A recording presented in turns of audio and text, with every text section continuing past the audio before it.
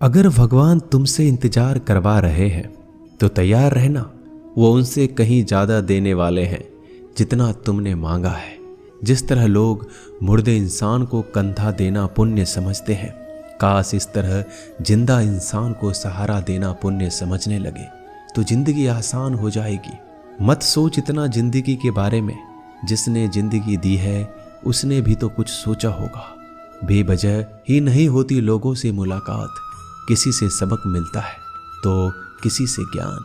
श्री कृष्ण कहते हैं, किसी को दुख देकर मुझसे अपने सुख की इच्छा मत करना। अगर तुम किसी को एक पल का भी सुख देते हो तो अपने दुख की चिंता कभी मत करना। जब दर्द और कड़वी बोली दोनों सहन होने लगे तो समझ लेना जीना आ गया है।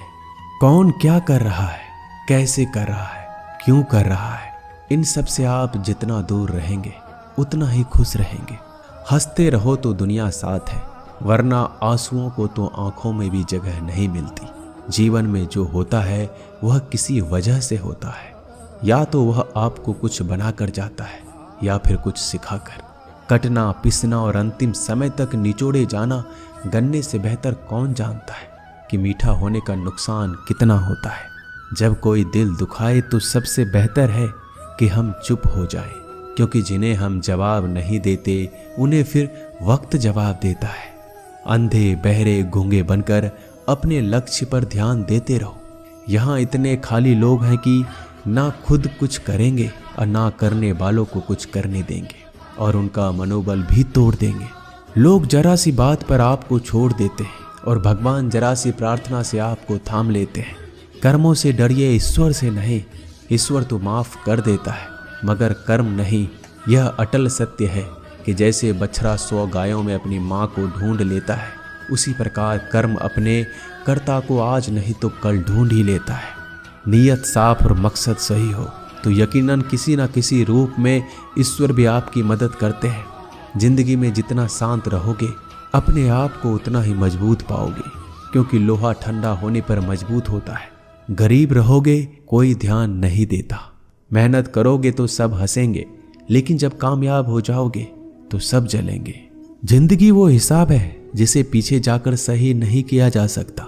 इसलिए आज में सुधार करें और पुरानी बातों को अनुभव की तरह इस्तेमाल करें। जिस जिंदगी में उत्साह, लक्ष्य और अनुशासन ना हो उसे जिंदगी जीना नहीं, जिंदगी काटना कहते हैं। कभी कभी आप बिना कुछ गलत किए भी बुरे बन जाते हैं, क्योंकि जैसा लोग चाहते थे आप वैसा नहीं करते। जिस मनुष्य के हृदय में सच्ची मानवता हो उसकी सोच हमेशा यही होगी कि मुझे मिला हुआ दुख किसी को ना मिले और मुझे मिला हुआ सुख सबको मिले। मैंने हंसकर भी देख लिया और रोकर भी देख लिया, किसी को पाकर किसी को खोकर भी देख लिया। ये जान लिया कि जिंदगी वही जी सकता है जिसने अकेले जीना सीख लिया। जिंदगी बहुत कुछ सिखाती है, थोड़ा रुलाती है, थोड़ा हंसाती है। खुद से ज़्यादा किसी पे भरोसा मत करना, क्योंकि अंधेरे में तो परछाई भी साथ छोड़ देती है। अगर कोई आपको सच्चा प्यार करता है तो वह आपको समय जरूर देगा, आपकी हर स्थिति में साथ देगा, हमेशा आपके लिए समर्पित रहेगा, क्योंकि सच्चा प्यार एक दूसरे की खुशियाँ चाहेगा, आंखों में पानी नहीं। लोहे को कोई नष्ट नहीं कर सकता, बस उसका जंग उसे नष्ट कर सकता है। इसी तरह आदमी को कोई और नहीं बल्कि उसकी सोच ही नष्ट कर सकती है। इसलिए सोच अच्छी रखो, फल अच्छा ही होगा। इतना कमजोर मत बनो कि कोई भी आपको तोड़ सके, बल्कि इतना मजबूत बनो कि आपको तोड़ने वाला खुद ही टूट जाए। दर्द आपको मजबूत बनाता है, डर आपको बहादुर बनाता है, अनुभव आपको सिखा देता है। जिस दिन हम समझ जाएंगे कि सामने वाला गलत नहीं, सिर्फ आपकी सोच हमसे अलग है, उस दिन जीवन में सब दुख दूर हो जाएंगे। क्यों रोते हो? मन का ना होने पर जो लिखा है वही होकर रहेगा।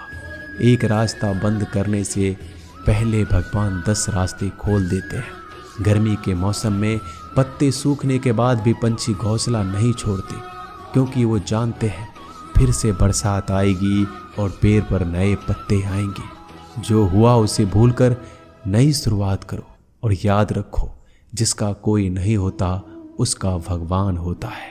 मतलब से जुड़े रिश्ते मतलब तक साथ देते हैं, लेकिन दिल से जुड़े रिश्ते आखिरी सांस तक निभाते हैं।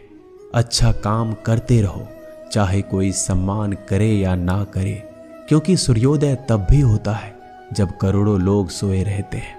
दुनिया में हर एक काम आसान है, केवल अंदर से आवाज आनी चाहिए। हमेशा मेहनत और उस परमात्मा पर विश्वास रखना ही सफलता का सूत्र है। जीवन में सबसे बड़ी गलती वो है जिस गलती से हम कुछ सीख नहीं पाते। जो व्यक्ति अपने मन को काबू में कर सकता है वह जिंदगी में कुछ भी कर सकता है। इंसान की अच्छाइयों पर सब खामोश रहते हैं, लेकिन चर्चा अगर बुराई पर हो तो गूंगे भी बोल पड़ते हैं। श्री कृष्ण कहते हैं, तुम्हारे बीते हुए कल को तो मैं ठीक नहीं कर सकता, क्योंकि तुम वर्तमान में अगर अच्छा कर्म करोगे तो मैं तुम्हारा आने वाला कल जरूर उजागर करूंगा। झूठी बातों पर लोग आपकी वाहवाही करेंगे, वही लोग आपको तबाह करेंगे। बुरे से बुरा क्या ही होगा, हम तो हमेशा ही सोच लेते हैं, मगर अच्छे से अच्छा क्या होगा हम ये कभी नहीं सोचते। जो ईश्वर रात को पेड़ पर बैठे पक्षियों को कभी गिरने नहीं देता, तो सोचो वह तुम्हें अकेला और बेसहारा कैसे छोड़ सकता है।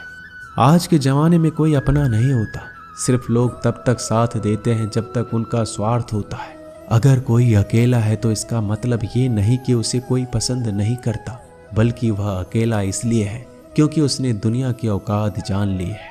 एक बार राजा और उसका मंत्री तलवार को साफ कर रहे होते हैं। तलवार को साफ करते समय अचानक राजा के पैर पर तलवार गिर जाती है और राजा के पैर की उंगलियां कट जाती है। उस राजा को उंगली कटने के कारण बहुत ही तकलीफ हो रही थी, बहुत ही दर्द हो रहा था। लेकिन उसका मंत्री कहता है, शांत रहिए महाराज, जो कुछ भी होता है अच्छे के लिए होता है। राजा को यह बात सुनकर गुस्सा आ जाता है। वह मंत्री से कहता है कि मेरी उंगली टूट गई और तुम कह रहे हो अच्छे के लिए हुआ। वो मंत्री राजा को समझाने की कोशिश करता है, पर वो नहीं मानता और बिना सुने गुस्से के कारण मंत्री को काल कोठरी में बंद करने का आदेश दे देता है। पर मंत्री को इस बात का कोई दुख नहीं था, क्योंकि उसका अभी भी यही कहना था कि जो होता है अच्छे के लिए होता है। वो अपनी खुशी से ही अपने आप को सैनिक के हवाले कर देता है। राजा इस बात को सुनकर चौंक जाता है, सोचता है कि मेरा मंत्री कितना मूर्ख था। उसे लग रहा था कि मैंने उसे अच्छाई के लिए कैद कर दिया। इस घटना के 3 महीने बीत जाते हैं। एक दिन राजा अपने सैनिकों को लेकर शिकार करने के लिए जंगल में जाता है। राजा को एक हिरन दिखता है। हिरन का पीछा करते करते राजा घने जंगलों में चला जाता है। वह हिरन को पकड़ नहीं पाता और जंगलों में खो जाता है। वो बाहर आने के लिए रास्ता ढूंढता है, लेकिन रास्ता उसे नहीं मिलता। तभी कुछ आदिवासी लोग उसे घेर लेते हैं। उन लोगों को पता नहीं था कि वह राजा है। वो लोग अपने देवता को बलि चढ़ाने के लिए एक इंसान को ढूंढ रहे थे। आदिवासी लोग राजा को पकड़कर अपने इलाके में ले जाते हैं। राजा उनको बार बार समझाने की कोशिश करते हैं, लेकिन वो लोग कुछ भी नहीं समझ रहे थे। वो लोग खुशी से नाचते हैं और राजा को नहलाकर बलि चढ़ाने के लिए उनको कपड़ा पहनाते हैं। अब राजा को लगता है कि वो मरने वाला है। जब आदिवासी लोगों का मुखिया राजा को मारने जाता है, तब देखता है कि राजा की पैर की उंगली कट चुकी है। इसको देखकर उसका मुखिया कहता है कि इस इंसान की बलि नहीं दी जा सकती, क्योंकि ये इंसान पूरा नहीं है, एक अंग कटा हुआ है, और उनके भगवान को एक पूरे इंसान की बलि ही दी जा सकती है। अगर ऐसे इंसान की बलि दी जाए जिसका अंग पहले से कटा हुआ है, तो उनके देवता खुश होने की जगह नाराज हो जाएंगे। फिर वो लोग राजा को छोड़ देते हैं। राजा खुशी खुशी अपने महल चला जाता है और सोचता है, अगर मेरी उंगली उस दिन ना कटी होती तो आज मेरी मौत हो जाती। इसका मतलब मंत्री सही कह रहा था, जो कुछ होता है अच्छे के लिए होता है। फिर राजा अपने सैनिकों को आदेश देता है कि जल्दी से जाकर मंत्री को रिहा किया जाए। फिर राजा मंत्री को अपना पद वापस देते हैं और पूछते हैं, मंत्री, उस दिन मेरी उंगली कट गई, मेरे लिए अच्छा हुआ, मैं मान गया, लेकिन तुम जेल में हो, इससे तुम्हारा क्या अच्छा हुआ। मंत्री खुशी खुशी राजा से कहता है, महाराज, आप शिकार के लिए जाते तो आपके साथ मुझे भी आना पड़ता, और अगर मैं आपके साथ जाता तो वो लोग मुझे मार देते। मंत्री की बात सुनकर राजा को समझ आता है कि जो भी हमारे जीवन में होता है वो अच्छे के लिए होता है। अगर हम अपने जीवन में देखें तो हमारे जीवन में भी कुछ मुश्किलें आती हैं, हम उनका सामना नहीं करते, हम उनको ही दोष देते हैं। ये मुश्किलें हमें आगे बढ़ाने और मजबूत कराने के लिए ही आती हैं। हमें हर मुश्किलों को सकारात्मक तरीके से देखना चाहिए, क्योंकि हर चीज़ कुछ ना कुछ सिखाकर ही जाती है। हर व्यक्ति के जीवन में सुख और दुख का आना जाना बना रहता है। दोस्तों, आशा करते हैं कि ये वीडियो आपको पसंद आई होगी। मिलते हैं जल्दी नए ज्ञानवर्धक वीडियो के साथ। धन्यवाद।